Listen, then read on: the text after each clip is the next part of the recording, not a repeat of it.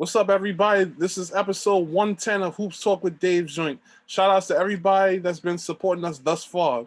For those who haven't seen any of our episodes, go check us out on YouTube, Facebook, and IGTV. But before we start, we gotta pay some bills first. This episode is sponsored by the Players Circle. I discovered the Players Circle in the App Store a while back when I was trying to find a product to track athletes. The Players Circle is a social video platform where players can share their stats, highlights, and accomplishments. If you can hoop and you want to get discovered, then join the Players Circle. It's right on the App Store. So all my iPhone users, go check out the Apple Store and download the Players Circle. Some of the best players in the nation have already downloaded it. So check out the Players Circle on the App Store. But without further ado, we have a very special guest tonight. This man you may recognize from his days on MSG, News 12 Varsity. He had a lot of he gave a lot of kids opportunities to shine on his show for many, many years. Tonight we have with us Mr. Mike Quick. Dave, how are you, buddy? Good to have you. Good to see you, pal. Indeed. Thanks. It was great. It was great to see you up at Iona Prep the other night too. You know, getting out there. I figured that if anybody be in the gym, it would be you. And you know, it was so nice. You know who was in the gym, but only as a cardboard cutout? Our good friend Tom Konchowski. And basketball will never be the same with the passing of Tom about a month ago. And I thought that was really nice. Both Iona Prep and Stepanek had cardboard cutouts of Tom at those games up there. So that was really good. If Tom ever knew he was a cardboard cutout in a gym, somebody be paying the price today, Dave. He would have been happy about that. I know, man. I miss Tom Konchowski too, man. I know. You know, but then again, I remember one time, I guess it was me, Adam Zagoria, and Andrew Slater. Basically, we were all talking about him and his technology. And I mean, this joke might not be so funny, but he said, I guess somebody asked him, Tom, when are you going to get a phone? He said, when I'm 6 feet under, because he didn't like technology. You know what I'm saying? He was used to doing like technology. He didn't like cars. He didn't like anything. But you know what? He loved people and loved basketball. You know, and his faith too. So he was a special guy. And you know, New York City high school basketball, for the kids who never got a chance to be graded out by Tom, you know, it's a loss because he cared about. It wasn't just the player. He cared about anybody who gave great sport of basketball and opportunity. And I don't ever sat next to him during a game. You couldn't talk to him. The only time he would ever get upset is if you tried to talk to him during a game before. You know this, Dave. You've closed a lot of in your life. Good chance if you were the second to last one out, the last one was going to be Tom. So it'll never be like that again in New York. You know, as he said, the only thing he ever did athletically was jump to a conclusion. But as far as being in gyms, there's no bigger person that's ever graced so many gyms in the city of New York. We'll just talk about New York for now, than Tom Konchowski, no doubt, no question. Right. Rest in peace, Tom K. Yes, you got that right. There will never be another. No. So let's, this is your story now. So let's talk about the beginning of Mike Quick. Where does your story with sports begin? Dave, it started in 4th grade, Brookside Elementary School, Norwalk, Connecticut. Mrs. Fontaine was my teacher, and I was talking about Dr. J during class. And I was talking to my buddy Tommy Hall because he had, back then you saw a clip here and there. And I had said the night before, I think I'd seen him on Warner Wolf's highlights on Channel 2. And I mentioned to Tommy in class the next day, wow, you should have seen it. It was incredible. And she started yelling at me and said, if you want to disrupt my class and talk about sports, Mr. Quick, then why don't you just become a sportscaster? And I just looked at her and I said, okay, Miss Fontaine, that's what I'll do. So by getting yelled at 4th grade, I knew right then what I wanted to do. Yep. Wow. Yeah. Shout outs to Miss Fontaine. Oh, yeah. It's funny. I told that story. Bill Mazer, who he passed away years ago. He was the host on the Sports Extra on Channel 5 and had a radio show on FAN. And he had asked me if I'd like to come on. And this could have been back in 89, 90. And he did the show at Mickey Mantle's. And he, just like you, Dave, he said, well, tell me how you got started. And I told that story, and wouldn't you know that Mrs. Fontaine's husband was driving in his car in Wilton. She lived in Wilton, and he heard me mention Brookside Elementary School, a fourth grade teacher, Mrs. Fontaine, and he almost drove off the road because the next day she reached out to me and said, my husband told me, and I would love it, you would come back and talk to the class. So I went back there, sat in it was the same classroom, sat in the exact same desk, could hardly fit in it, exact same desk where she yelled at me, and I told that story. And she retired. So this was like in April, and she retired in June of that year. Wow, that's a pretty good story right there. Yeah, it was fun. Yeah, she was a great teacher, Yeah. So that's my story. That's how I got started. So you grew up in Norwalk, Connecticut. Calvin Murphy's home, buddy. Calvin Murphy. So what was the sports or basketball culture like out there? Great. It was great. So in the state of Connecticut, you know, back then, New Haven and Hartford were great. Wilbercross, Hill House, Hartford Public were really good. And then Bridgeport with Harding and Bassett, the great Charlie Bentley, the head coach Charles Smith, you know, Pitt and Nick Fame played. He was a president at Harding. But, you know, Norwalk, there was two public high schools in Norwalk and Brian McMahon. And both, if you took Bridgeport, New Haven, Hartford out of the mix, Waterbury out of the mix, Bridgeport out of the mix, Norwalk would have been the best, the fifth or sixth best basketball city in the state of Connecticut. They had good basketball. Everywhere you're from, I'll never forget, you know, I used to go to the Fairfield County Championships every year at the Wilton Fieldhouse, and you would see what you thought were great players, and every once in a while, you'd see a college coach. There was a kid, Anthony Harris from Danbury High School, very good team. In the late 80s, he went to Syracuse before he transferred to Hawaii, 6'3" guard. And Rick Pitino walked into the Wilton Fieldhouse one night. They're like, oh my God, Rick Pitino's here. And then the following year, I start doing this stuff in New York. And every game you're in, there's Rick Pitino and then some in every gym. And I remember I brought my brother to a game when Felipe played Kareem Reed at Iona when they were juniors in '93, St. Ray's versus Rice. You know, and you couldn't get into the gym. You know, Iona would sold out 3 hours before the game. And he's like, oh my God.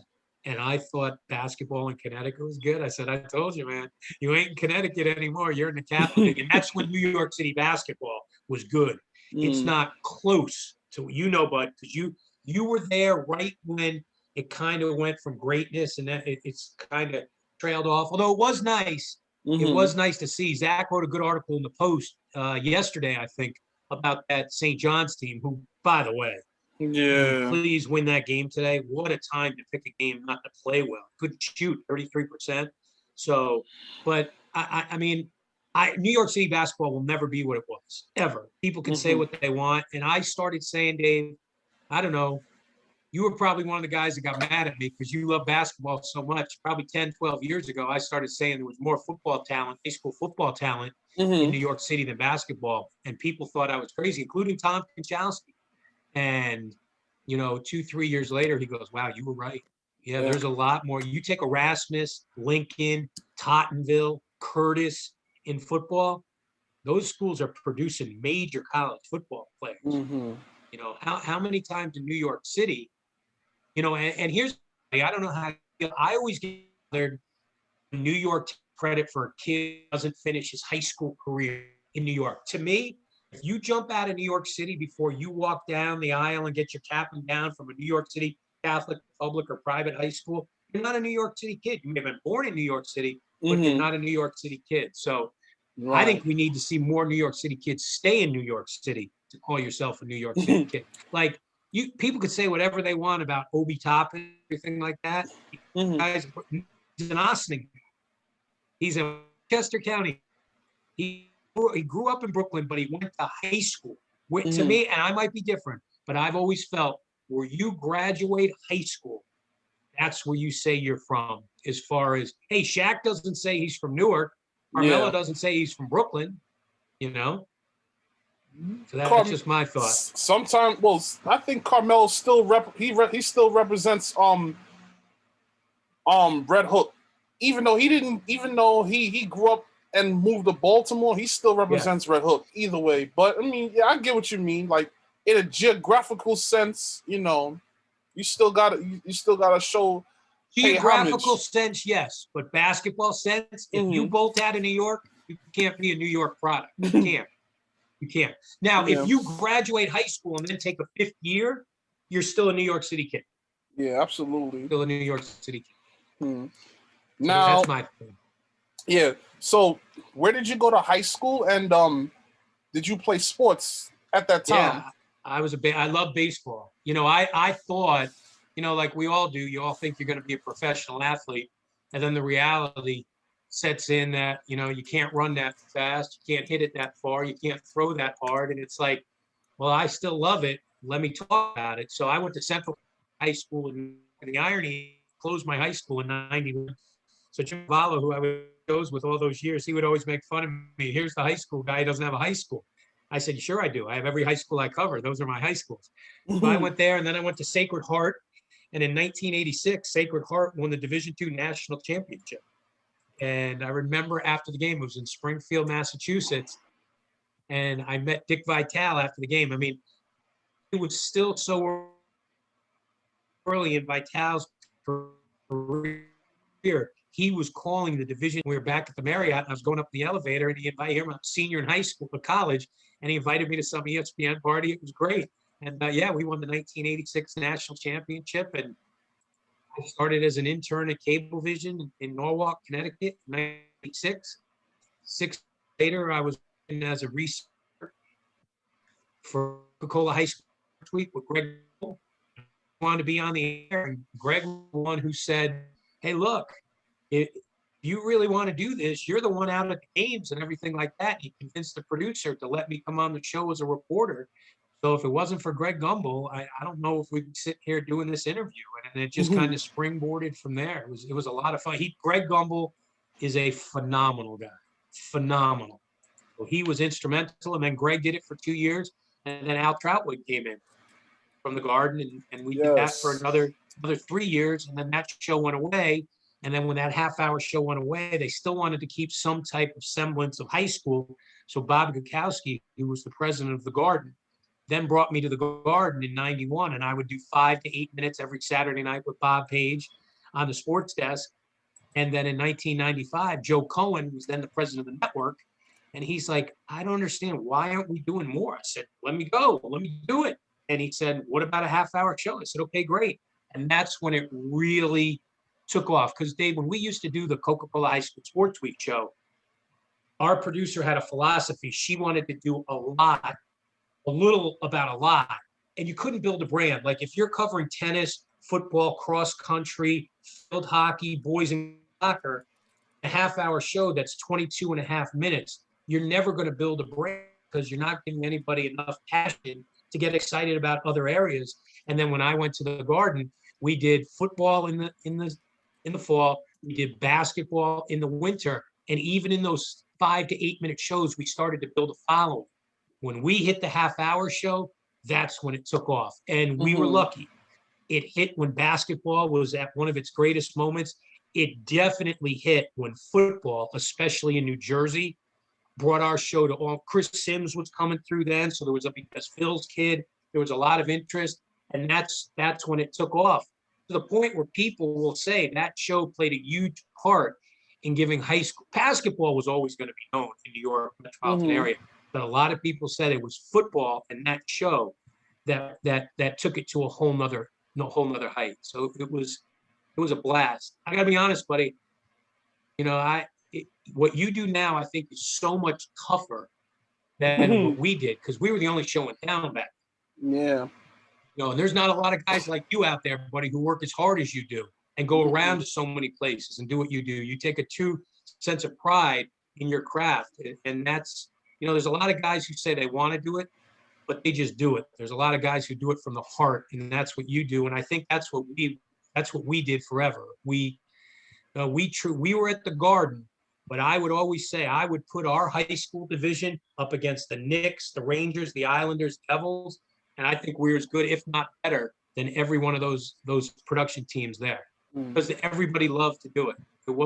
It was a job, We didn't treat it like a job. We treated it like, you know, it was like, I don't know. It just, you got excited to go to work every day with the people that you were with.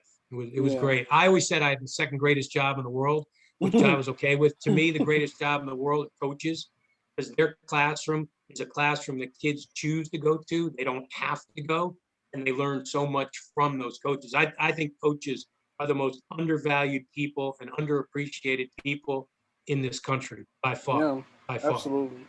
Yeah. Oh yeah, what I was saying before was, what high school did you go to, and what year did you graduate? I got a Central Catholic in 1982, Sacred Heart University in 1986. Oh wow! Shout outs to the Central Catholic High School class of 1982, and the Sacred Heart class of 86. Matter of fact, was it the Sacred Heart in Fairfield?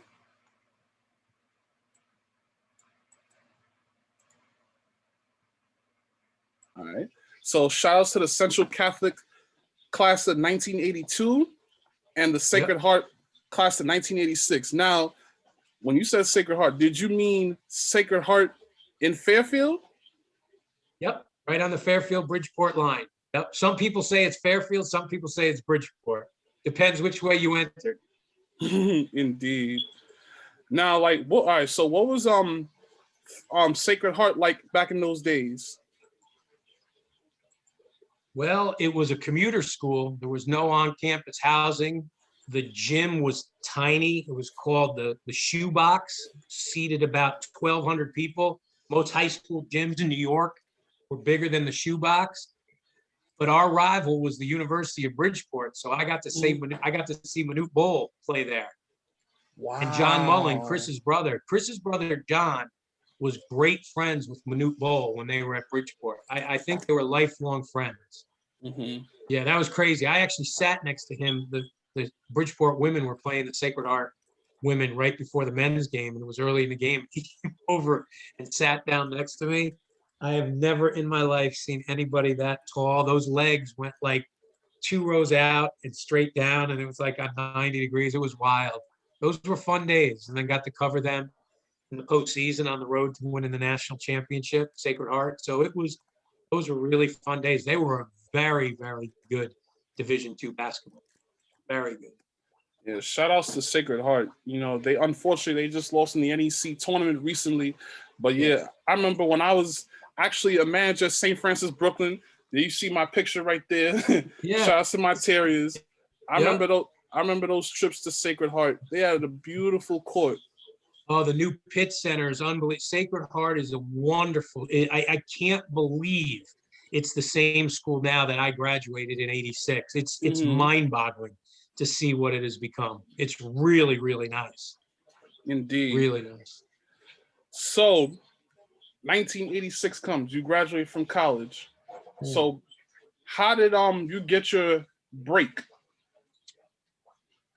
Well, I started as an intern my senior year, Sacred Heart at News 12 Connecticut on 28 Cross Street in Norwalk. And back then there was a show called Coca-Cola High School Sports Week, and they would go around getting highlights from cable companies and stuff. And I would cut the highlights for that show. We'd give them like 2 or 3 games every week. And one night the producer came by and I was cutting up highlights, and she goes, "Do you do this?" I said, "Yeah." She goes, "Who shot this?" I said, "Well, I shot it too." She goes, "Do you ever watch our show?" I said, "Yeah, I watch your show all the time." She goes, "What do you think?" I said, "I don't think you have enough video."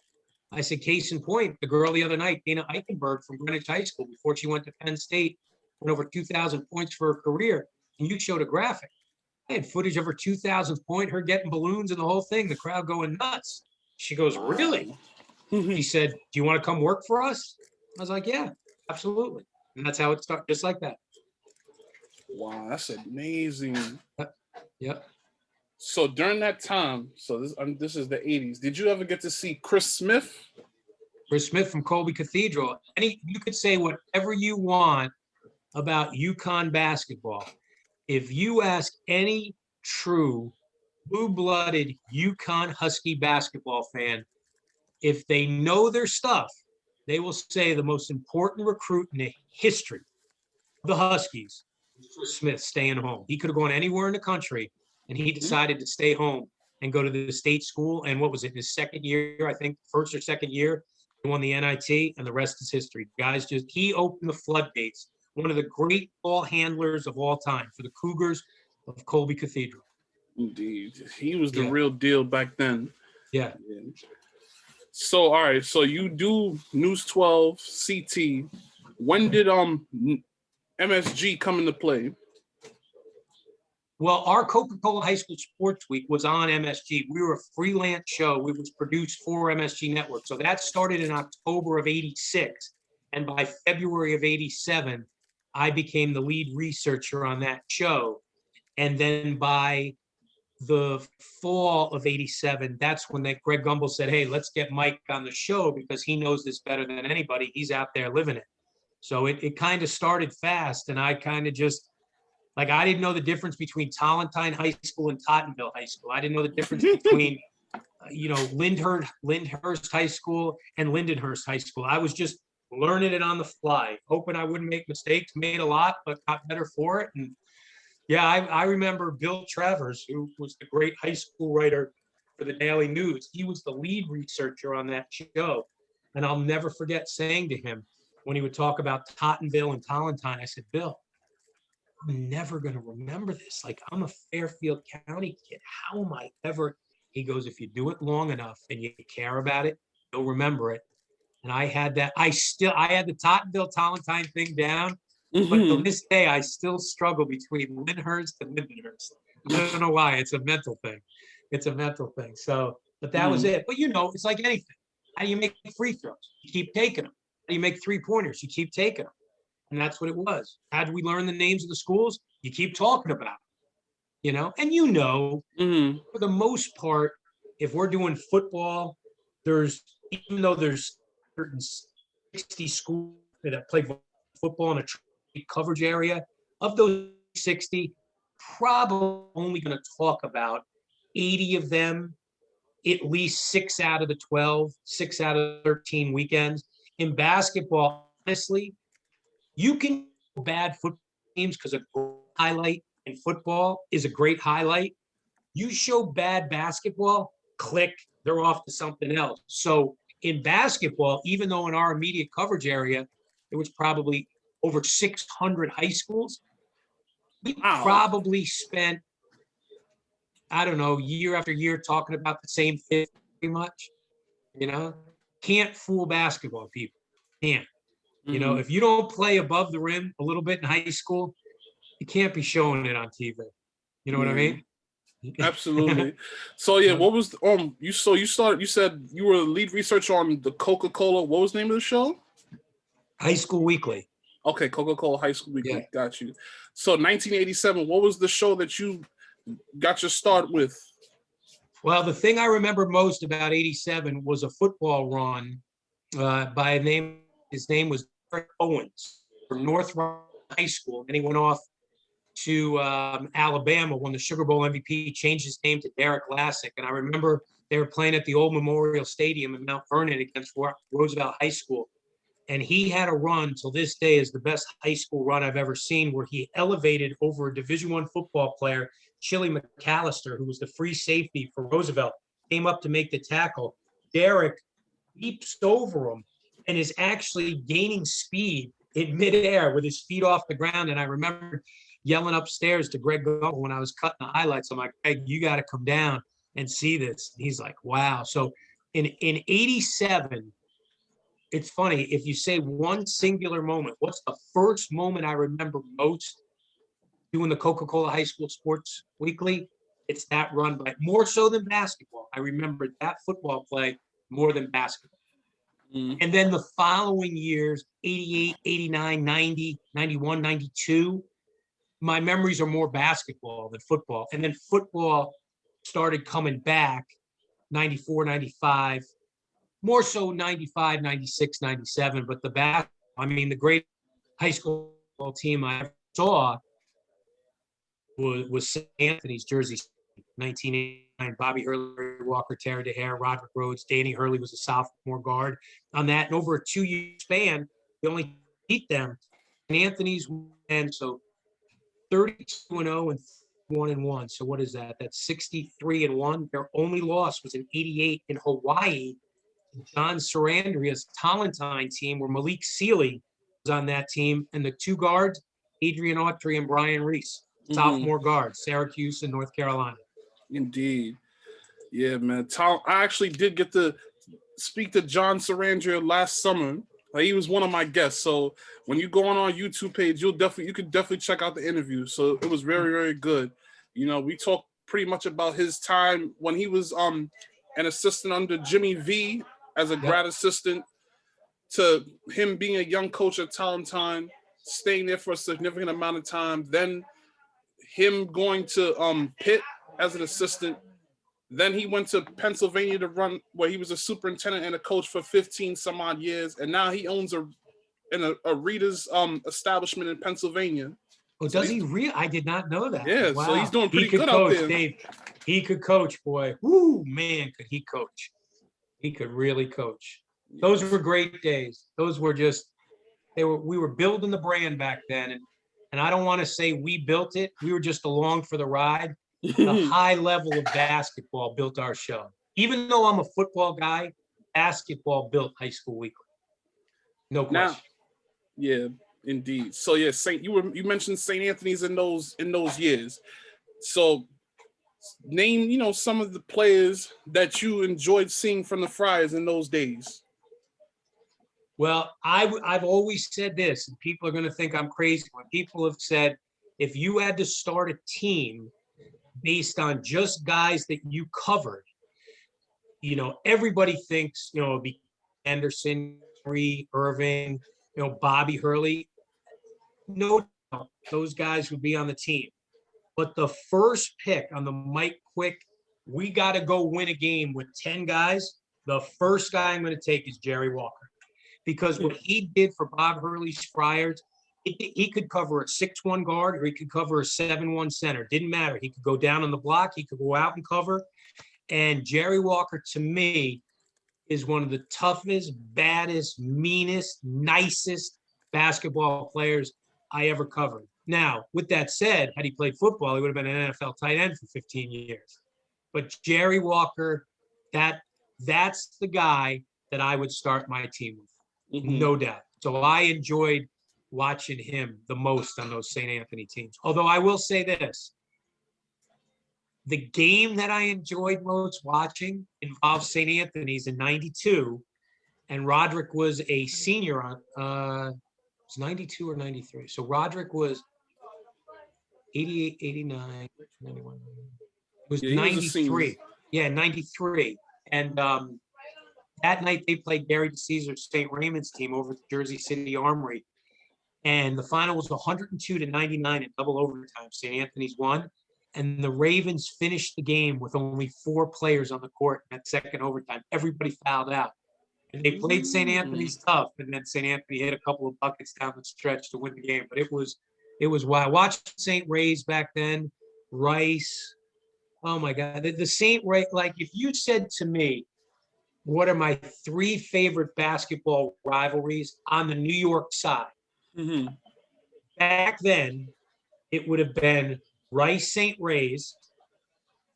I'm about to blow I'll tell you who number 3 was. Guess who number 3 was? Now, this is Catholic, public, private, and I'm talking not just New York City, but New York State as well.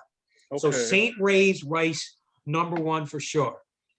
Guess who guess 2 or 3. Okay. If you can't guess, I'll give you 3 first. I'm trying to think. Public school at number 3. I know it might have been public school. Could have been, I would say, Lincoln Boys and Girls. Lincoln Grady. Oh, that's about right. Yeah. Lincoln Grady was great. But number 2, I'm about to blow your mind. It was St. Mary's Manhasset, St. Dom's Oyster Bay. That rivalry was off the charts, especially when the game was at St. Mary's. Those games, buddy, were insane.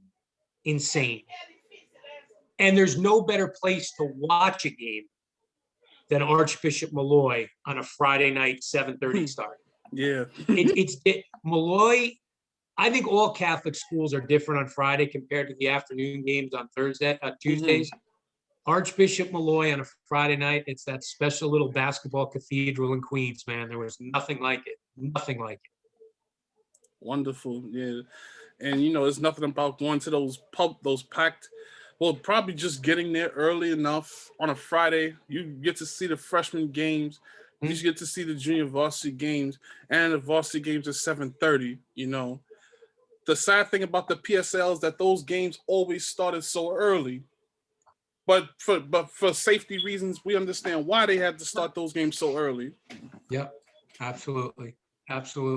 But yeah, even if you could get into those public school games, those were very exciting. They were a show. There's no doubt about that.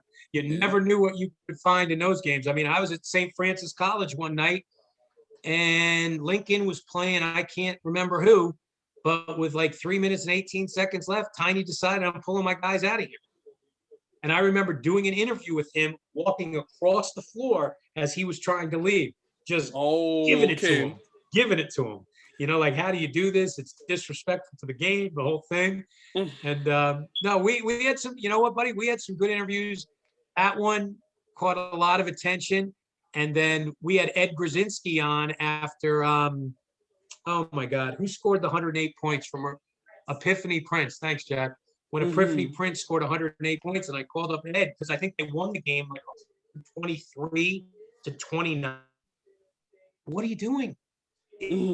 Like, and everybody names her like the player of the week, the player of the year. It's not, I get player of the year, but player of the week. Why are we celebrating 108 points and a 100-point win? And I said, hey, I'd love to have you on the show. He goes, okay, that'd be great. I said, Ed, just so you know, okay, I'm coming after you guys. I'm coming after you because what you did was wrong. Bring the scorebook. But we went down the scorebook. And then as I was going down the scorebook during the show, I said, you know what? Her points don't even add up, right? What was the final score of this game? I said, you can't do this. And I always gave, because our relationship was never the same after that. But I did warn him ahead of time. Like, I didn't ambush him. I said, look, I'm bringing you on, and I'm coming after you. I always gave him credit. He showed up. He took what I had to say. He said what he had to say, but our relationship was never the same after that. That's okay. I got guys like you to hang out with me, Yeah, sometimes you have those relationships with coaches that for whatever reason sometimes they don't pan out, or coaches, they just want to be held in a certain regard. You know what I'm saying? They don't want people to cross them.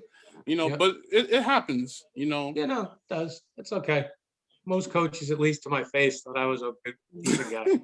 No, I don't know what they said around the corner. What I will say about High School Weekly, I think I probably started watching high school games around 2005. At this time, I'm 12 years old.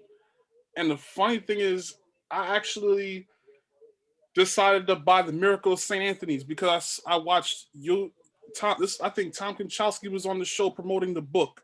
Yep. So and probably Woj, because Woj wrote the book, so he was definitely on the show too.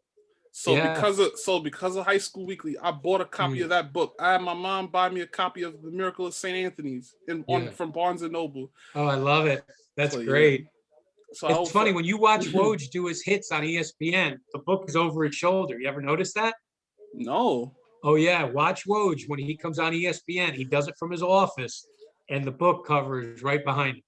Wow, it's crazy. Like back then, it's crazy how you see guys like him and Zagoria. They used to be journalists for the Jersey newspapers way back when. Now they're doing bigger things. It's amazing. Yeah. Even Stephen A. He wrote high school for the Daily News and hated it when he was doing it. You know what's funny? I heard a story about when he was at what was the school that he went to when he played for Big House Gaines in college. So apparently he was playing, like, this was when Big House Gaines was towards the end of his coaching career. The team was doing really bad. Long story short, he basically he was also a writer for the school newspaper at the time. And he basically wrote an article on why Big House should retire. As he was a player on the team? Yes, he was. He was a player too on the team. So he writes an article about the whole about basically why Big House should retire because the team is doing so bad. And basically he got hate from everybody on campus. And Big House basically saved him. He was like, leave him alone. You know what I'm saying? Like he doesn't know what he's talking about, but he has the right to say what he wants to say. Yeah. Wow. I never heard that story. That's wild. Yeah. So yeah, I mean, and it's crazy that me and Stephen A actually share the same birthday, October 14th. October 14th. There you go. Yeah, which is amazing. You know, shout outs to Stephen A.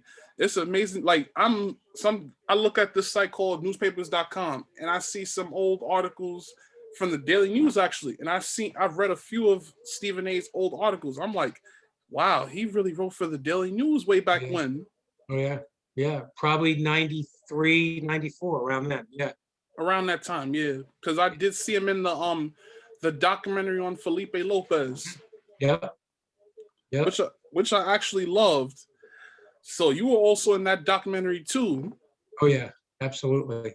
Yeah, Felipe was fun, man. He made covering high school sports. It was an event like I've always said there's no such thing as a football game. Every football game is a football event because it only happens once a week. There are basketball games until you get to the postseason, and then there are basketball events. Every Rice game, when Felipe from his sophomore year on, they didn't play basketball games. They played basketball events, and that was because of Felipe. Yeah, it was wild. It was so much fun, and boy, did he handle that pressure. You can't handle it better than him, and so much his family had so much to do with that. Coach DeMello did such a great job, with that. But those were fun days, man. You couldn't wait for the next those Rice St. Raymond's games. I will say this: for me, it was as good as watching high school football, and that's about the greatest compliment I can give a basketball. Yeah. So in the documentary, you also said that you had to wait a year to interview Felipe because he had problems early on with speaking English. Correct. Yeah. His brother Anthony, we had set up that we were going to do an interview sophomore year. And he's like, hey, Mike, listen, I promise we'll do it.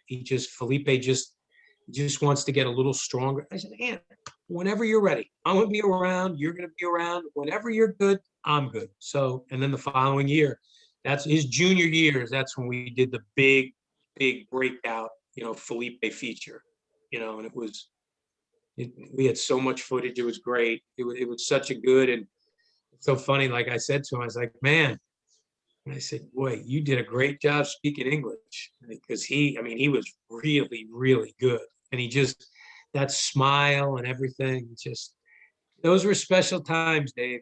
I was lucky. I came through at the right time because what we were covering is what made our show. Yeah, we treated it very professionally, but we had great content to work with. We had great coaches to work with. We had coaches that believed in us when we wired them for sound and we were in their locker room and they were coaching on those sidelines during the game. Let's face it, it was not church. There was a lot of language in there and stuff like that. And that language never made the air.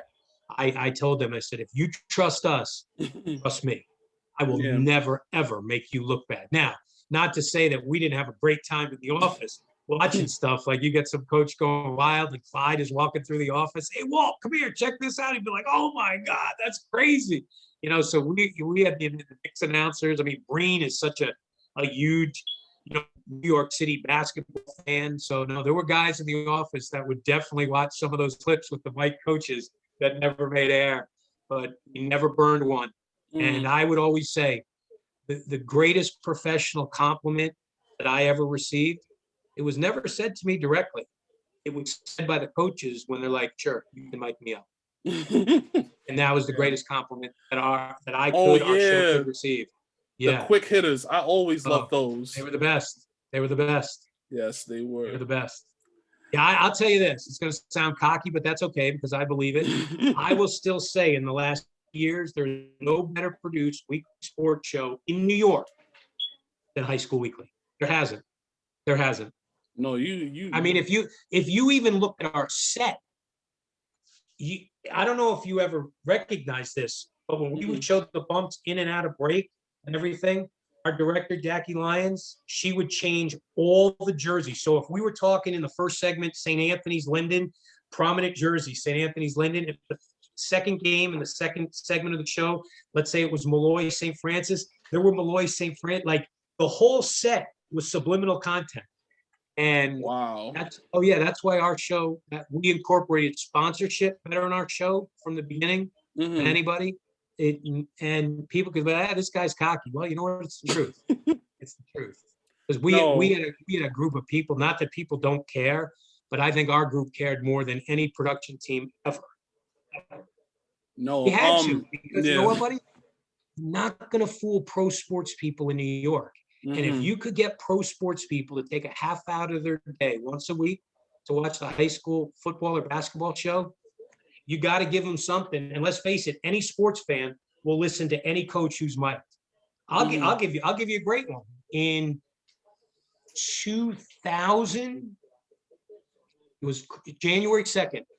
So I come back into the office on January 2nd, and we would always run our Mike football coaches special. So we would take, because we push football so hard, and I know basketball would start in December, but we wouldn't pick up basketball until January 2nd. We would do all of our original programming, and then we would always have our Mike football coaches special right around New Year's. And I came into the office on that day after New Year's, January 2nd, and this was the message on the old phone at my office. Hey, Mike, just wanted to reach out and say, hey, that is the best show I watch every year. Just keep it up. I love what you're doing. By the way, it's Jeff Van Gundy. I just wanted to let you know that. Oh, yeah. Wow. Well, because he's a coach. I'll give you a great Jeff Van Gundy story. So in what was it, 99, right? They're playing for the championship in 99. And I would never go. Our studios were on the 4th floor, and the floor was on the 5th floor. So I could literally walk out of our studio where we would do the show, come out, take a left up the ramp and a left, and we come right in where the Zamboni would come in. That's how close we were. So my buddy Fooch said, hey, you got to come up and just watch. You know, it's like media day, shoot around. You're allowed to come up there. They're going to blow the horn and everybody leaves. So I was opposite the Zamboni on the baseline. They blow the horn, and now everybody's got to leave. So I'm walking across the court to go back down to the office, and so I'm coming the length of the court, coming across half court is Jeff Van Gundy. I had never met Jeff Van Gundy in my life, but I'm being a high school guy. I just had to say something. I said, hey, coach, it ain't Rochester McQuaid anymore. And he goes, I never met him.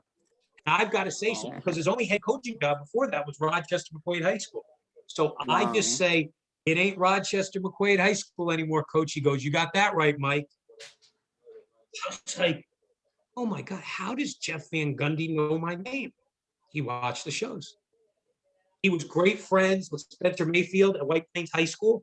So when Van Gundy left the Knicks and he was looking for things to do, he would go to White Plains High School games, because Spencer was a scout for, I think, the Supersonics, a local scout and stuff. So he and Spencer had a good relationship, and he would sit there and watch games. And I remember saying to him, are you coming back, coach? He goes, you know, I don't know. He goes, I could see myself coaching high school one day. I'm like, really? He said, yeah, I could. I said, public or Catholic? He goes, no, it would definitely be Catholic. He goes, I could see myself coaching at like a Rice or a St. Raymond's. I was like, coach, I'm going to tell you right now, if you do that, and we'll do the Jeff Van Gundy, St. Ray's basketball report, and I'll be the host. He goes, you got it, Mike. So yeah, he's just a basketball junkie. But yeah, that was pretty wild when then you realize you're doing something right. If you get somebody who's the head coach of the New York Knicks to stop and watch a half-hour high school show about coaches, and that's what he loved. And I think one day I was on YouTube and I saw an old show from 1998. This had to be around the Big East tournament. And you had Fran Fraschilla, Kevin Bannon, and Tommy Amaker all on the same show. Yeah, you remember that show? That show is actually on YouTube as we speak. It was called Tri-State Metro Hoop Scoops. Right. You want to hear an unbelievable story about that show? Nobody knows this. So who said it? So it was Kevin Bannon. Now that year, Jeff Rulin was the head coach of Iona. and Iona was playing great basketball. So I will say this: these guys, they never were told what I was going to ask. I said, we're going to bring all three of you in. So we didn't even do commercials. We went back and post and kind of just went out to commercial at certain times, but we were still talking. So I said to all three of them, okay, this year's Iona team in the Big East, Tommy Amaker, go. I think they'd be good. Blah, blah, blah. Franford Schiller, no, they play tough. They play hard. Evan Bannon, listen, they'd easily be an 8-9 loss team. Rulin called me the next day. He goes, I'll take that. You know what? He goes, anytime, anywhere, we'll take Rutgers and we'll kick the living. I was like, oh my God, people watch this show. I have not thought about that show probably since 2 weeks after we did it. But Jeff Rulin was heated. Because he wasn't invited. Well, because it was just the Big East coaches. But that year they may have been having granted, it's the MAC, but they were having the best season of all the teams in the tri-state. And when Bannon said that, the big guy wanted a piece of him. I'll tell you that, no doubt. Rulin was fun. He was fun. Yeah, man. You guys discussed, a whole lot on that show, man. It was some great dialogue. So that's on YouTube right now? Well, it's been a while since I saw it. I'm trying to look it up. It was on YouTube, but yeah, I don't think it's on there anymore. But it was on YouTube at one point. Rulin probably took it off. Oh man, but yeah, I mean, at one point in time, it was on YouTube. Okay. Matter of fact, no, it actually still is on YouTube, but it's under Rutgers. It's something dedicated to Rutgers basketball. So so basically, it's still on YouTube. Okay. I'll have my son find it. He finds all that. Well, he sends me all this old stuff of games that I used to do. I'm like, where'd you find that stuff? YouTube, whatever. Oh, he might. Yeah, I might have to to meet up with your son or something. So yeah, of all those high school games that you did, I know you got some footage stashed away. Believe it or not, I don't. Oh wow. Was that when I left the Coca-Cola High School Weekly show, I asked them, please save that footage. Okay. They sold the office, they threw everything away, and now I mean I don't even know if the Garden has stuff anymore. But it was when we were there, one heck of a. I'll tell you, I mean if you were coming through from 88 to 2010 and you were even halfway good, we had a library on. If you were within 50 miles of New York City, the only two players, you're going to laugh when I say this, in 1995, because there was a live from the play-by-play show at the Garden, our high school show, back then, it went from Saturdays to Monday nights, but a lot of the Knicks and Ranger games were on Monday nights. So there's two players that I never saw play in person, which are going to be like, one you might, because I didn't really cover girls basketball, was Shamika Holesclaw, and I was at Christ the King all the time. I just never saw her play, and I never saw Wally Zerbiak play in person, ever. Wow. Yep, that was his senior year, and I just never had a chance, to go out there to Cold Spring Harbor. Like if it was, 2 years later, or when because the half-hour show started that following year, we would have been all over him. And I never saw him play in person, ever. That's crazy. And he made the NBA nuts. Years later. I know. Another game that you actually did a play-by-play for that you may remember was the 1994 Psl Championship Game, which is actually on YouTube now, when King beat Lincoln at the Garden. Yes, absolutely. Yeah. God, who was the guard on King? Jamar Hunter. There you go. And you're good. Yeah, he wound up at St. Peter's. Okay. Yeah. And then I'll never forget that following year, pressure on Steph to win, because I remember we would sit down and talk. He goes, my career is nothing if I don't win a city title. And they beat Robeson that following year. And that was the first time, though. And I had seen some of him leading up to that game that year. But when I saw Alan Griffin, he was the sophomore guard for Robeson. Oh, he was good. And then 2 years later, if I'm not mistaken, Alan's senior year, I want to say he was like 9 of 12, 4-4 from the free throw line. I want to say he had 27 points and missed 3 shots the entire game. He was unbelievable. What a great kid. Mm-hmm. Yeah. What a great kid. What a great Shout outs to Griff. He's coaching, for those of you that don't know, he's the assistant at Syracuse University. Yep. Yeah. So back in the day, he was a hell of a player at Robe. Ooh, really good. Yeah, really man. good. They had a great run there, Robeson. They sure did. Matter of fact, now that you mentioned that that Lincoln Robeson game for '95, I actually did get to see some old highlights of that game. It was on an old show from The Vault. Yeah. Yep. I went in to do that show with Al Troutwig, and I brought my holster charts. And he goes, "Still have you from those games?" I'm like, "Yeah, I have charts from every game I ever did." He was blown away. He was blown away. I'll tell you what.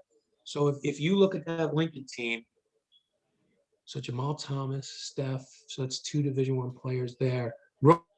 Robeson, believe it or not, had more Division I players that in '95, because Griffin ended up being one of the 2 bigs. I think they had 4 Division I players who were in a 6-man rotation for Robeson. Todd Miles. Yes, Todd Miles. Yes. Yeah, very unfortunate.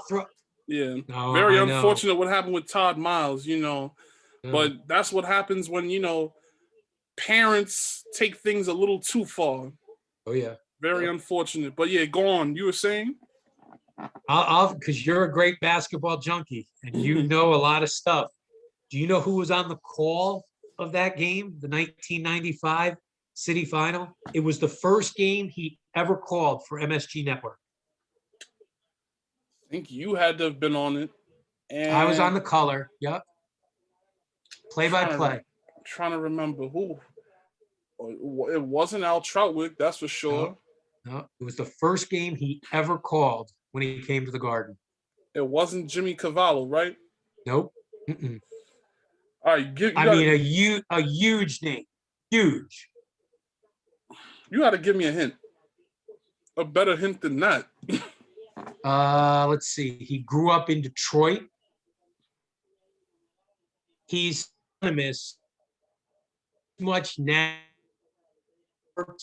He was synonymous with this time of the year because he seemingly always got a great ending to a college game or tournament. Does a lot of commercials. His birthday's the same as my daughter Katie's, August 10th. That's probably a tough one for you. Yeah, that's gonna be tough. You said Detroit. GJ.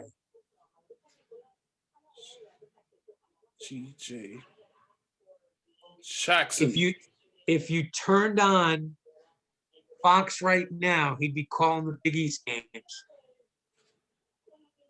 Come on, Dave, you're better than this. Greg Johnson. Gus Johnson. Oh, Gus. Yo, shout outs to Gus Johnson. I always love when he calls those games. Wow, that's the first game he ever called. Yep. Yeah, wow. So when Gus came in, so he came to our network probably in late February, and I took him around to the quarterfinals, the semifinals, just watching to get up because he was a big believer that Detroit basketball was better than New York City. And then he became a believer that, all right, maybe the city is as good as they say, because it was back then. But that was the first game he ever called. Yep. Absolutely. Matter of fact, I could understand how he could feel that because just the other night I was watching two of Detroit Southwestern state championship games from Jalen Rose's junior and senior year on YouTube. And one of those games they won in a blowout. So I think Detroit Southwestern in 1991 was the number 1 team in the nation. And he would always watch Weber down there at Country Day too. So so I think that same day that Jalen Rose won the championship was the day Weber announced his commitment to Michigan. There you go. Okay. Yeah, but that's a good trivia. I'll give you another little trivia question. So I was on the air with Gus the first 2 times the first time that he ever did a game at the Garden. But I have this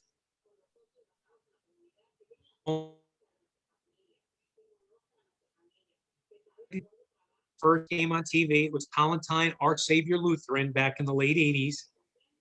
And Patrick Ewing, who did a Summer League Knicks game at Hofstra, and I was on that announced team too. So I've actually been on the air the first time that both Patrick and Clyde did games for MSG. That's amazing.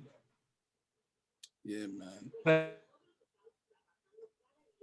so yeah, you've seen so much over the years. You know, you've seen a lot of the powerhouses go down due to closure.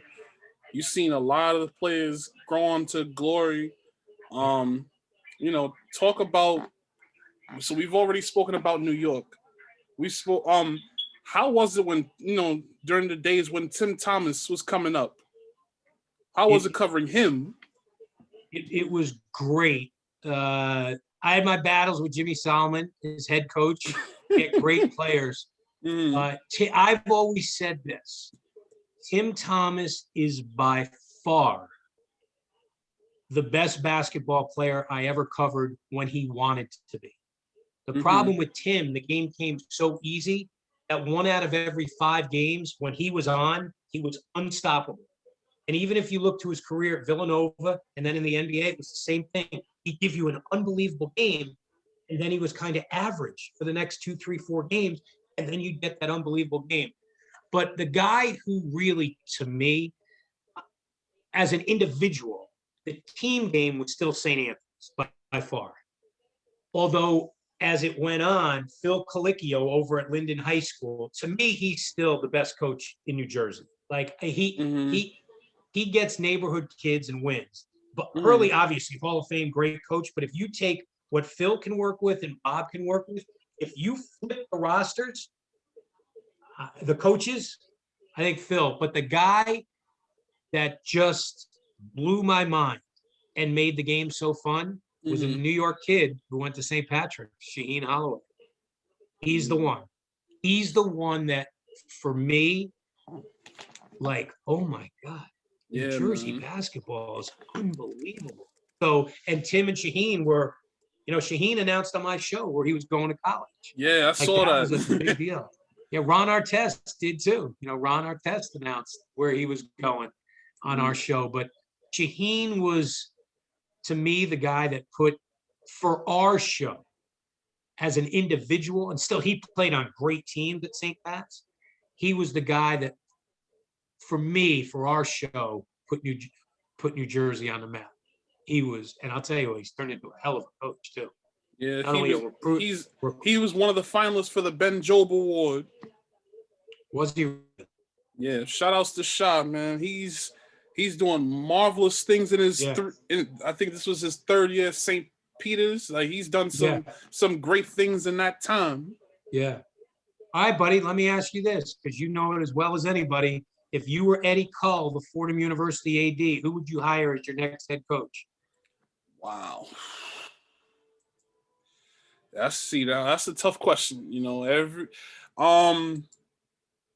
in the event that I would be doing the hiring, it's very hard because, you know, yes, Fordham has a lot of upside to it, but it's just like, you know, it's hard for them to win when you have teams like Dayton, VCU, Rhode Island.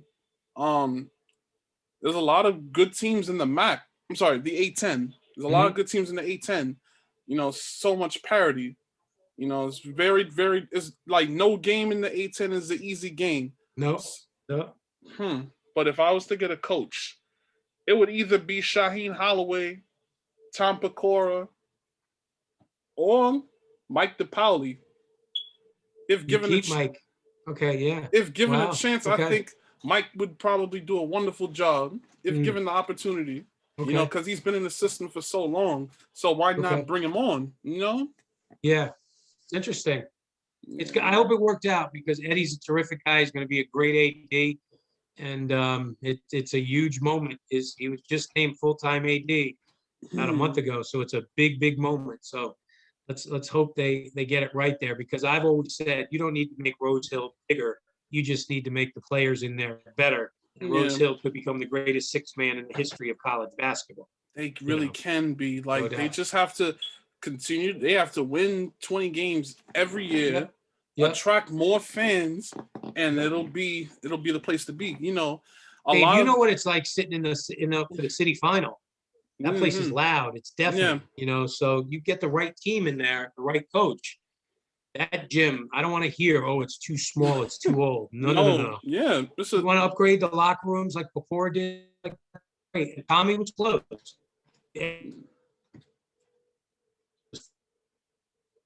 Or because if Tommy stays, Pascal does not go to Villanova. He stays with Tommy, Fordham. That's true. So, think about it. By them firing Tommy's best friend Jay got Tommy's best player, Eric Pascal. And now Pascal's in the NBA with the Warriors, man. Doing great. No, but yeah, I mean, the two best Catholic game atmospheres I've ever been in was both the CHSAA Championship every March and the Philadelphia Catholic League Championship in Philly in February. And I'm telling you why. The Palestra holds double the amount that Fordham holds, and every seat is inside the Palestra is packed to capacity.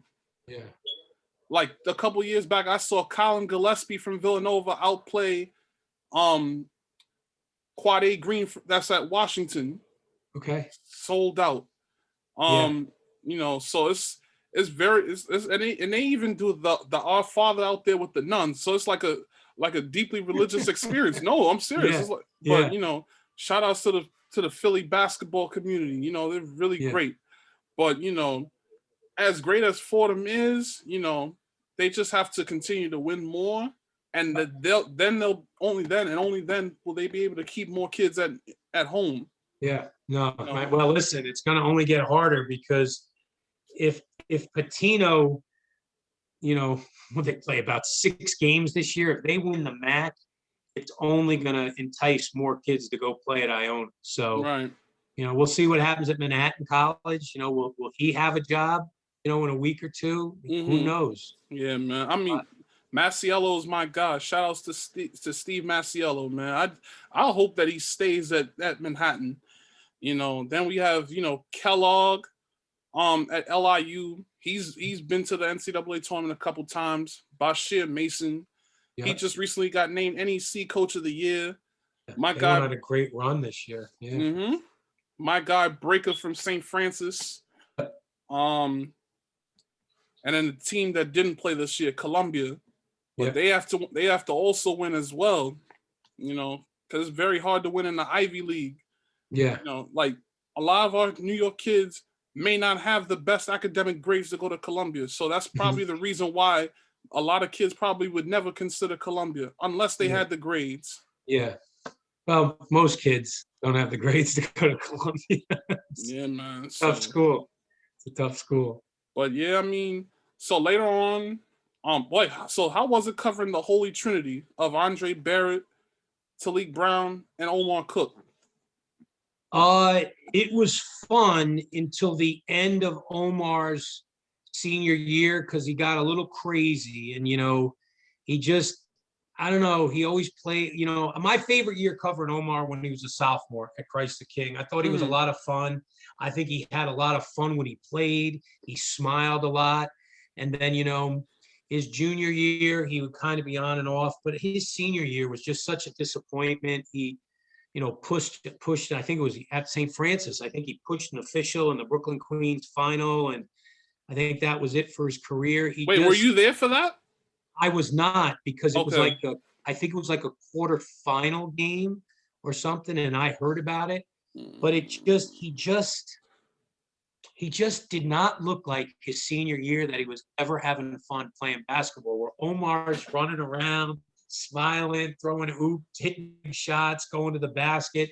You know, even though they in the lower league, I didn't see him much as Omar Andre, but you just knew that UConn was getting somebody special. And Yeah, it's funny. It's sad to think that when you ask me that question, the first thing I go is negativity because of Omar. But I found myself that year really disliking going to Christ the King games because I just didn't like what I was seeing on the floor. You know, he was so much better than that. Come on, man, enjoy it. It's gonna get tough, you know, after this. And he didn't. And you go watch on a Tuesday night, and then you go watch Rice and Andre, you know, running around, and it's like, wow, same two guys, same two type of awards, the whole thing, great players, and they looked entirely different. One was just having a blast, and the other one looked like it was work, and he wasn't enjoying it. I told Christ the King people, I said it was very hard to cover your team this year. You know, and I've said that with football players too, like kids who I saw a lot as freshmen and juniors in their senior year, just like, because he probably had all that pressure on him at that time, and plus going to St. John's didn't help either. Because he didn't. Let me ask you a question. What's more pressure for Omar Cook to be going to St. John's, or a kid who's the seventh man fighting his hiney off to try to get even some money for college? That's pressure. Being that's a really good point. Yeah, and I want to hear no pressure. That's not pressure. Pressure is hitting a free throw to win the Catholic League championship. Down one, you get a 2-shot foul. That's pressure. Hitting both those. Pressure because you're a scholarship player where your education is going to be paid for. That's not pressure. That's an honor. That's a privilege. And I think he forgot that. I think he forgot that. You know, no, I take that back. That was not Omar. It was Eric Barkley, where you were too young. You don't remember this, but he was terrific. He never should have left Providence as early as he did. But you mean St. John's? I'm sorry, St. John's. I'm sorry, I'm getting Barkley. Yeah, Barkley, right. Yeah. But I saw him get so frustrated in 1997 because Fryer, little guard from St. Francis, was not in, he was a gym rat, but he wasn't in Eric's league as far as player. And he just got Eric so frustrated. Eric took a swing at him during the Brooklyn Queens Championship. It was like, I'm drawing a blank on his name. Fryer. Oh, no. Oh, yeah. Oh, God, he was little. He was tough. But, yeah. But to answer Omar, you know, I'll give you this. When he graduated and I watched him play at St. John's, if you ask me right now, tell me about Omar's career after college, I would have no idea. I never even looked to check it up. What is he doing? Do you know? He's still playing overseas. Is he really? Yeah. Wow. Well, good for him then. He made a career out of it. Yeah, so he's still he was in the NBA for a couple of years, but I mean, yeah, he's still overseas. Matter of fact, he's playing for this team called Club Baloncesto Miraflores in Spain. Nice, buddy. Yeah, so I'm Spanish, so but yeah, he's won the FIBA Champions League, the Euro Cup. Really? Wow. Good for him. 2-time Montenegro League championship champion, Belgian Cup, led the Spanish League in assists, Lithuanian League in assists, led the Lithuanian League in steals, the Adriatic League assists leader. So he had a very good career. Right, good for him. That's good. That's good to hear. Maybe he started liking the game again, you know? Yeah. And then Andre Barrett is working with the NBA. Saw Andre a couple years ago over at Mount St. You were probably there that day when they had all those games there that day. And I will say this, it was one of my most enjoyable multiple basketball games of all time. And I maybe watched a quarter of the game. I hadn't seen Andre to talk to him in 12 years. And we just stood there talking, and it was really one of my favorite days. I never realized until that day how much the show meant to the kids that we put on the show. I didn't know. I hoped it did, but that was the day that he gave me documentation and proof that to get on that Tuesday night show, he said, it solidified you as being a good player if you could make it on that show. I'm like, you're kidding. He goes, no. Yeah. And Felipe said that too. At the documentary. Yeah, he said it too. Yeah. I really love that documentary, man. You know who else said it too? God Shamgod said it. Yes. He said he was there that day too with Felipe. Yeah. And he's the one who left Providence a year early. That's who I got those guys mixed up. Actually, yeah. Sham, he left after 2 years. So he had the great NCAA tournament. Yeah. And unfortunately, he only played 20 games in the NBA. But he was really good. Gosh, yeah. He was good. God, he was really, really good. So, I mean, yeah, he's doing great things with the Dallas Mavericks. His son, who's also named God Shamgod, is a college coach. You know, his son was pretty good, too. He played at LaSalle. Yeah. He's a college coach at the school where he was at on the Division II level. So, yeah. Okay. Wow, that's amazing. That God Shamgod has a kid that's already a college coach. Wow, you just made me feel really old, buddy. Yeah. So, yeah, talk about the Sebastian Telfair years. How was it? How much fun was it covering him?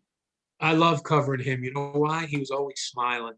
I just love people who are smiling when they're playing. He made it so much fun. He in high school, he never let the notoriety go to his head. He was always accessible, a good mate, a good you. Those years were great. They were great. You know, he came through at the right time. Like people who would say, you know, celebrity was like Felipe's. No, wasn't even close. Felipe Lopez, nobody's ever had a celebrity in high school basketball. Felipe in New York. But the Sebastian years were a lot of fun.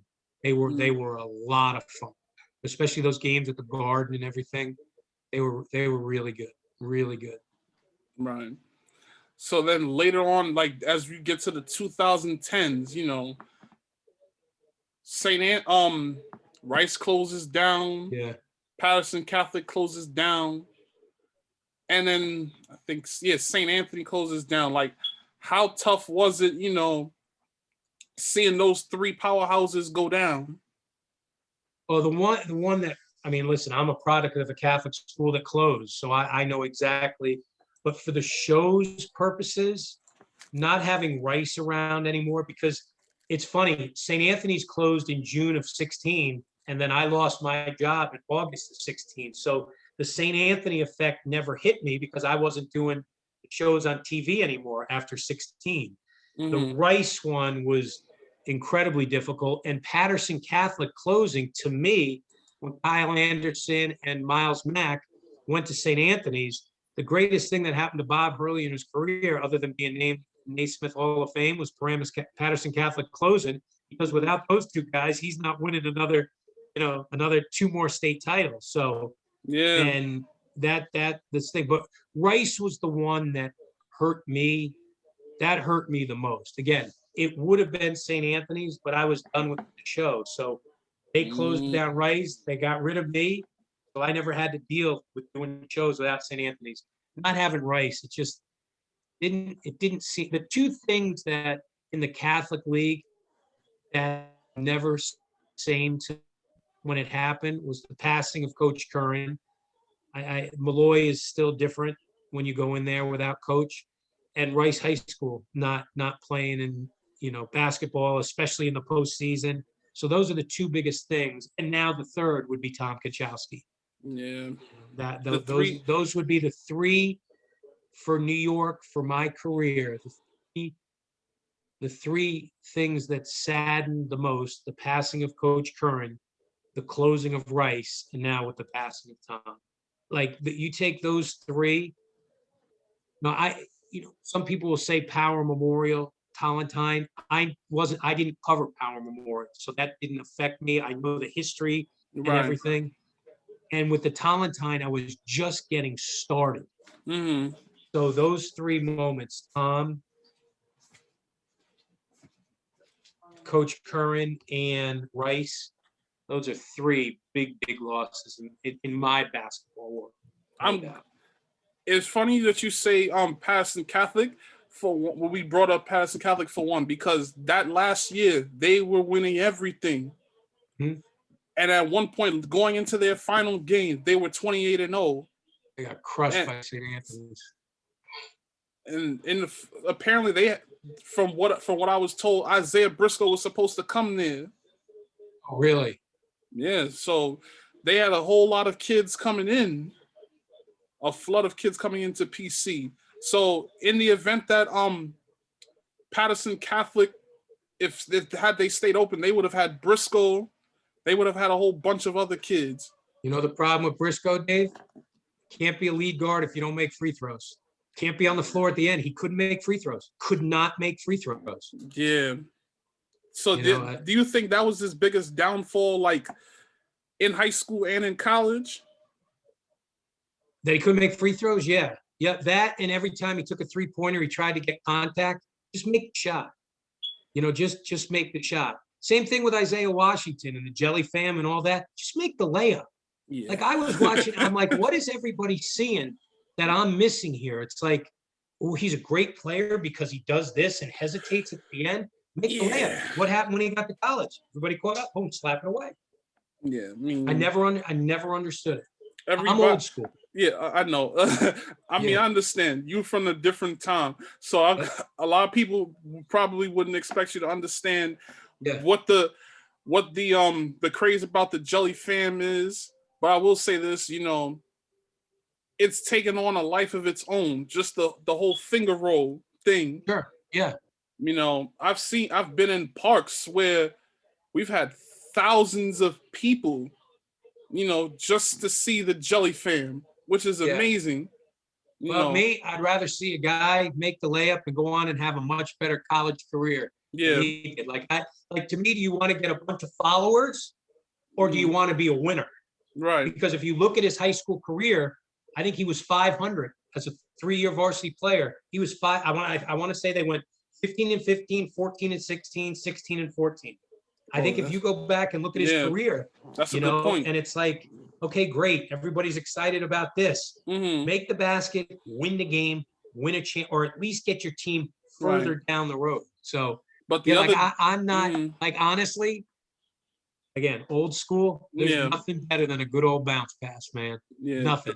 And don't get me wrong, a behind the pass when you have to behind the back and it gets you an easy layup. I love it. It's great. It's fun. Dropping something off the backboard absolutely. Mm-hmm. But there's nothing better than on a break, bounce pass, catch, lay it in, Yeah. No, but the other guys from the Jelly Fam, they did win during their high school careers. Javon Quinterly. No, but here's the thing. Where's Quinterly now? I'm Alabama. doing the SNY Invitational, Dave. Oh. and that first night there, and he was showboating and everything. And I said to Nick Marinello, can I talk to him? I said, because this is crazy. Like, this is not going to work at Villanova. Yeah. So I talked to him for about, 15 minutes after the game. And I will say this, I'll give him credit. He looked me right in the eye. We had a wonderful conversation. Doing the game the next day, he came over. He said, Mike, thanks a lot. I appreciate it. The next game he plays great. Not showboating the crowd, the whole thing. What happens? He goes to Villanova. He doesn't play. Yeah.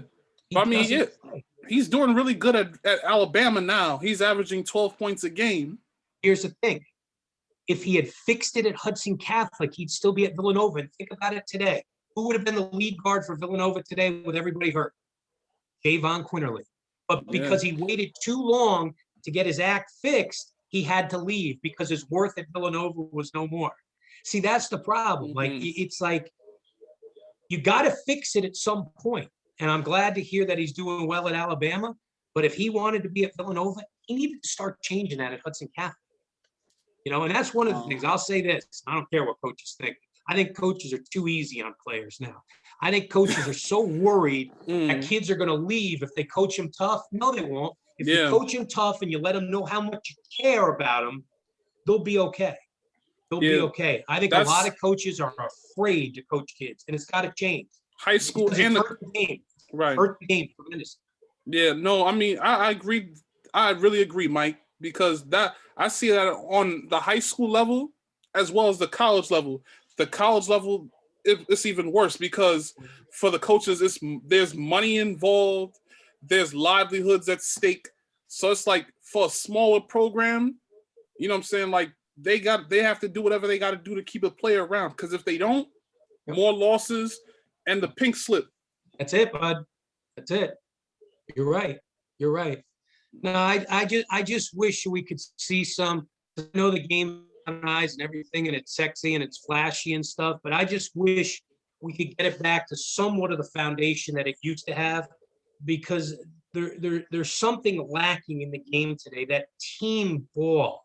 Yeah, there's great individual players, but you give me a team, they're going to beat an individual. But the problem is everybody now wants to be that individual. They want to be the one instead of part of five. And that's the problem. That's what we could always do at St. Anthony's. He didn't matter how good you are, you're going to be part of the team. And that's why, that's what they want. That's why they want. You got me fired up now, buddy. No. So so as you guys moved into the 2000s, how tough was it to leave MSG for News 12? Killed me. It absolutely killed me. We created that new channel hoping that we would still stay at the Garden and do the high school weekly show and do the game of the week, kind of like, how CBS has the SEC football and, you get the big game on Saturday night. Well, I always said, let us still stay at the Garden, do the thing. I'll go over there to MSG Varsity and do the Quick 60 show and all that, help them. Believe me, I'll do it. I don't mind working, not a problem at all. They didn't want to do it. It broke my heart, because what we lost was, and again, I'll go back to football, but Staten Island was not a Cablevision town, not a Cablevision borough. Okay, right. Parts of Brooklyn, Queens, all of us were in June of 2009, and all of a sudden in September of 2009 we're gone. So unless you had cable, you were gone. It broke my heart. So everywhere I would go, people like, Mike, where are you? I'm like, oh, we're on a show. And we were told by those people that they were eventually going to put it on like the Time Warner cable, the Comcast. They never did. So it broke. I'll never be the MSG network, and the game got MSG network away. Yeah, I'm sorry, Mike. So so basically the connection went off. So you were saying that so 2009 basically so MSG let you guys go, or they asked us to create a show for MSG Varsity, a network. They said create a network. Okay. And that's what we did. That's what we did, but we weren't thinking when we created it they were going to ask us to then go over there. So we lost 5 million. We lost Comcast and Time Warner because it was only available to Cablevision homes. So it broke my heart. We lost Staten Island, we lost Queens, we lost Southern Brooklyn, we lost Manhattan. We lost we lost Union County, New Jersey, except Elizabeth. For some reason, Elizabeth had Cablevision, but nobody else in Union County did. We lost Essex County. We lost a lot. We lost a lot of, homegrown areas. It broke my heart. It still bothers me to this day. Yeah, no, it does. Yeah, it really does. So let's talk about, the News 12 years. The MSG Varsity years? Yeah, when you guys transitioned to MSG Varsity. Yeah, it was fun. They hired too many people. To be honest with you, not enough people knew what they were doing. They didn't know high school. They thought they were executives. I could do this stuff in my sleep. My greatest value was not hosting the show. It was the community relations that I would bring, and they had all the answers. They'd only bring me in when they needed something. So I enjoyed it when I was doing the show. I worked with some terrific editors, like some of the greatest editors I've ever worked with. Really loved when I was doing the show, but other than that, it was never the Garden. It wasn't the Garden. The Garden was special. We were one of a kind. We built a brand. We gave memories, and because it was ours, we had a small knit group that worked really hard, and we always made it about the people we covered. And I think when MSG Varsity was created, they made it about themselves, and they forgot who the people were. People were the ones we covered. It wasn't us. It was them. So nothing will ever beat the Garden, ever. Nothing. Yeah. Nothing. Yeah. So how hard was it, when you heard that your contract would not be renewed? Hey, listen, it's life. the hardest thing was that for 8 months, they told me you have nothing to worry about. And I'm kind of a guy who believes in people. And they called me one night after 29 years of doing shows, me on the phone. We don't need you. What? Yeah. That's it. And that's how it ended. Wow. Over the phone. Just like that. Wow. Yep. Just like that. August 11th, 2016, 5:15 p.m. Wow. Yep. And yo, that's powerful. Did you remember the date and the time that you got that call? Oh yeah. Oh man. Yeah. It's terrible. Yeah. And honestly, like you said, it was never gonna be MSG. And then on top of that, that when you guys left, when there was no more High School Weekly, that created a void because now there's no more TV. No more TV. That's really showcasing the high school kids. There's no more newspapers too either. No. Because we don't for years we had the Daily News. That's non-existent now. Mm-hmm. We had the Post. Zach Brazilla, shout outs to Zach. He does that every once in a while, Yeah, it's a big event, but they're not covering games. The ones that are left newspaper-wise that do a really good job, the Long Island Newsday on Sundays during the football season, right, does a terrific job. Every single high school gets at least something written about them, so they do a terrific job. But as far as newspapers go, they're becoming non-existent at this point, especially with these high school kids. So for people like me that grew up in that era where the newspapers were really prevalent, now for the kids today, 10 years later, social media is everything for them. You have companies like Bleacher Report, Overtime, Slam, ESPN, That's what these kids know nowadays. So social media, that holds more weight over a book, a newspaper, or a magazine, unless you're Slam. Yeah. I'll still say this. You bring our high school show back on MSG, even if we do it on a 3-day tape delay, we'll beat any of them. If we could do it the way we did it, we would beat them. Because the way we did it, as I said, we made it about the players, the coaches, the schools. You make it about us. And again, I think I don't believe that somebody can get that excited about a clip on YouTube of just running down the court and dunking a basketball. Well, who are you compared to? Who else dunks like that? Is that the dunk of the week, or is it the sixth best dunk of the week? Right.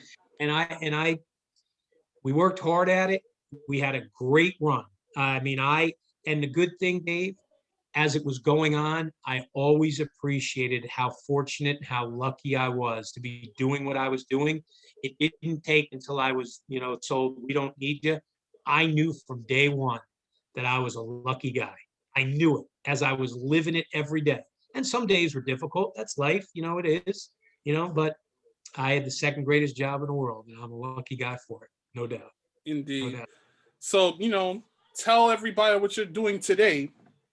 Well, Marty Lyons, the former legendary Jet, Ring of Honor, he works for a company, LandTek, based out of Bayshore, Long Island.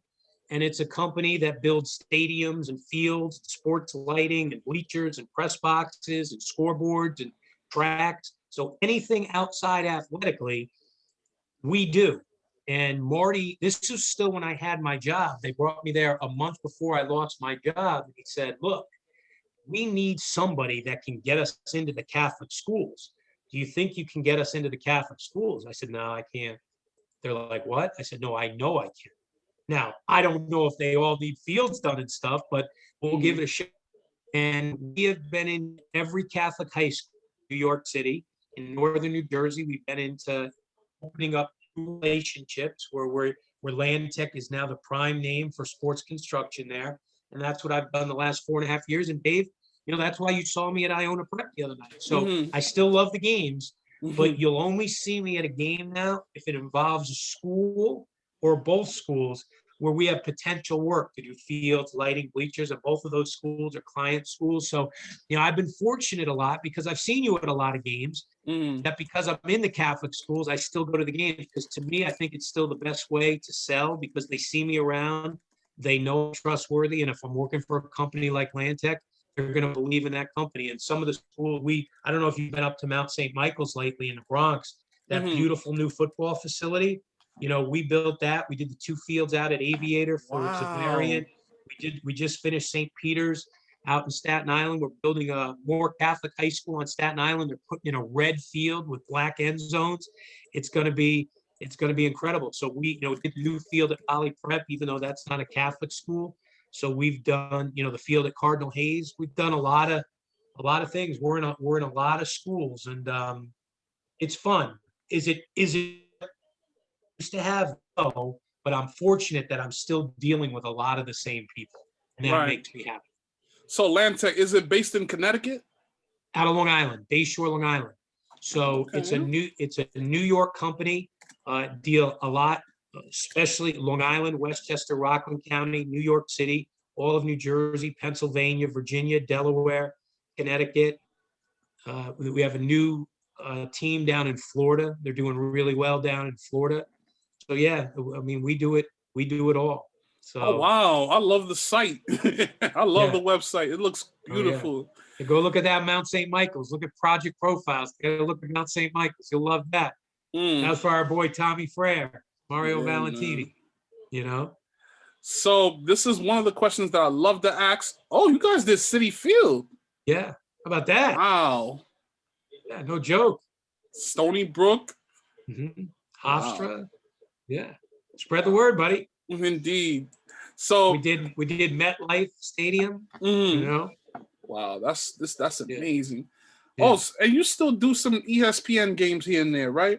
Do the ESPN Radio show on the weekends. Didn't do it this fall because of the crazy world we were in, and I have to figure out if I'm going to do it again next year. But that was a lot of fun, and like anything, it started to gain traction because we were on 4 years in a row on Saturday mornings, and we really started to gain some good traction. And then this happened. I still want the games.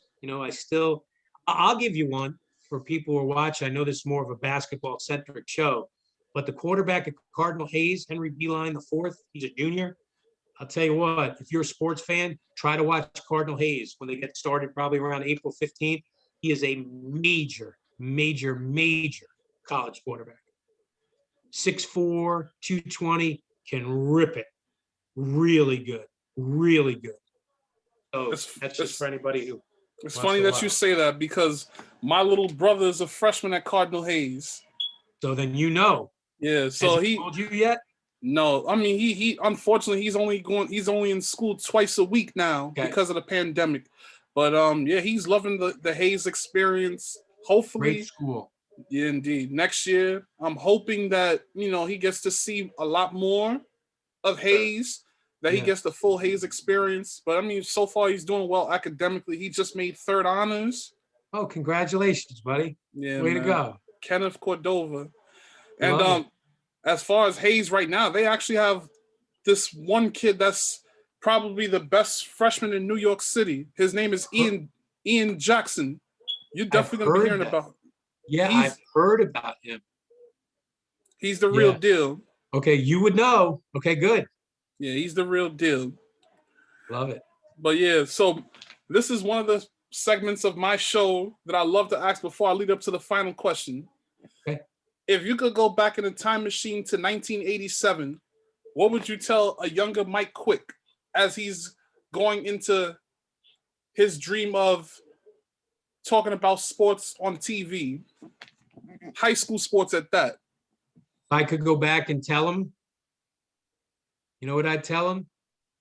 You did a great job building a brand that nobody thought would ever make it in New York because it's the biggest pro sports market. And you believed in yourself, you believed in the product, you believed in the parents who would watch their kids and the coaches who would coach their kids. So I would say, job well done. That's what I know it sounds cocky, but no one's ever asked me that question. So that is right off the cuff. I'd say job well done, Mike. And don't lose your hair. Indeed. Final question. What's next in the future for Mike Quick? Well, hopefully we keep selling a whole bunch of fields in schools and we make people happy that, if they're on a bad field, we put them on a good field because you always want to feel good about yourself when you're playing. And, I'm going to be 57 in April. Just enjoy life more. I'm fortunate that, I still have a job during these crazy times. I got a great wife. We live in a great home, got great kids. And, I missed a lot because I spent a lot of time with other people's kids growing up. And now it's time to, still work hard. And I'll always go to games. But now it's just time to kind of, enjoy life, enjoy it. I've been blessed, as I said, second greatest job in the world, and that's okay. I'd love to say I had the greatest job. And I did coach. I did coach high school baseball when I was my freshman and junior at Sacred Heart. I came back and coached my high school, so I love that. But just enjoy it. Don't let I always say it. Don't let every day if things go wrong. Don't let it spiral out of control. But I'm here. I'm here. I wish I need to be more here. And that's what you allowed me to do for the last hour and a half. To kind of walk down memory lane until you brought up me having to leave the Guard to go to MSG varsity. Mike, thank you for coming on to share your story. And I wish you nothing but the best moving forward. Same to you, buddy. Keep carrying that torch and take care of your little brother. Go Hayes. Indeed. Well, everybody, this is episode 110 of Hoops Talk with Dave's Joint. Shout outs to my guy, Mike Quick, for coming on and going on memory lane with me. For those of you guys from Connecticut, the New York City basketball area that support Mike, Jersey, and also for those that support LandTek, go check that out. And, go check out this episode on YouTube, Facebook, and IGTV. Stay safe, stay blessed. Peace.